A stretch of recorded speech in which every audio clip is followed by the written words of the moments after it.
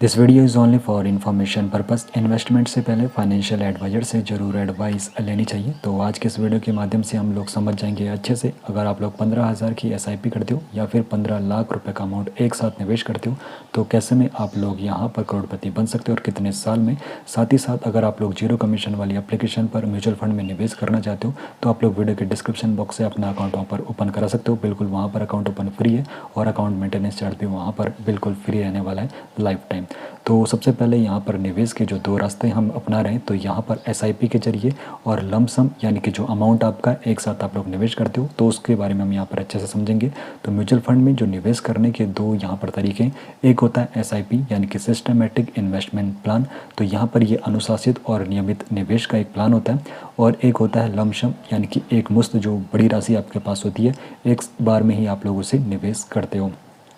तो सबसे पहले एसआईपी यानी कि सिस्टमेटिक इन्वेस्टमेंट प्लान के बारे में आपको समझाऊं तो इसमें आप लोग क्या करते हो, हर महीने एक निश्चित राशि का आप लोग नियमित तरीके से निवेश करते हो। उदाहरण के लिए मान लीजिए आप लोग हर महीने 15,000 का निवेश कर रहे हो, और यहाँ पर एसआईपी के फ़ायदे के बारे में आपको बताऊँ तो यह नियमित बचत की आदत डालता है, और साथ ही साथ बाज़ार के उतार चढ़ाव का फ़ायदा यहाँ पर मिलता है। जब कीमतें कम होती है तो आपको अधिक यूनिट यहाँ पर मिलती है, तो इससे आपको यहाँ पर बाज़ार के उतार चढ़ाव का अच्छा फ़ायदा मिल जाता है। और एसआईपी के और फ़ायदों के बारे में आपको बताऊँ तो आप अपनी क्षमता के अनुसार छोटी राशि से भी शुरुआत कर सकते हो, और कम जो लंबी अवधि में आप लोग निवेश रखोगे तो जोखिम वहाँ पर कम हो जाता है।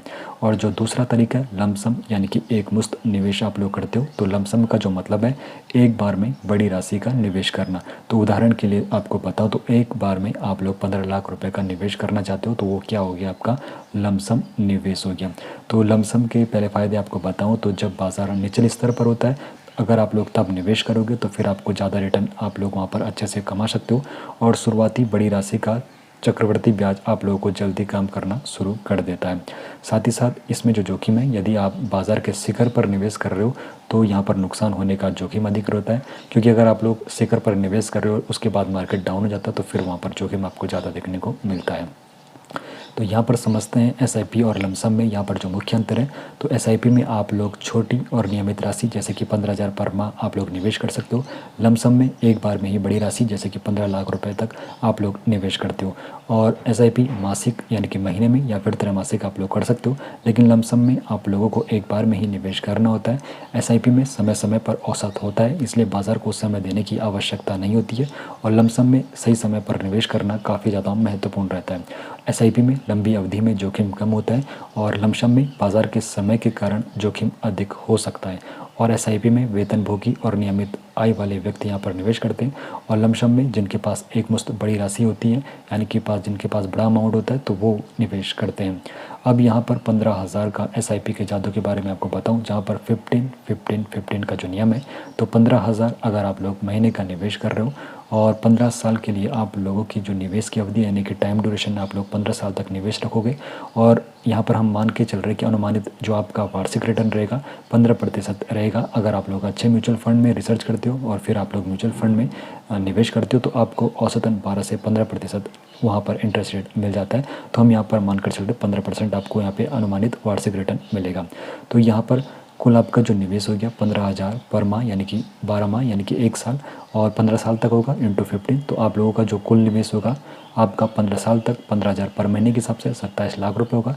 और इस पर अनुमानित जो रिटर्न आपको मिलेगा, हम मानकर चल रहे 15% वार्षिक रिटर्न आपको मिलेगा, तो अनुमानित जो रिटर्न आपको मिलेगा 74,52,000 तक मिलेगा। तो इससे आपका कुल कॉर्पस यानी कि कुल फंड आपके पास बन जाएगा 27 लाख जो आप लोगों ने निवेश करा है, और 74,52,000 जो आप लोगों को 15% वार्षिक रिटर्न मिल रहा है। तो इस प्रकार आप लोगों का 15 साल में जो यहाँ पर कुल कॉर्पस बनेगा 1,01,52,946 रुपये का बनेगा, अगर आप लोग 15,000 एसआईपी कर रहे हो और 15 साल के लिए कर रहे हो, 15% आपको वार्षिक रिटर्न मिल रहा है।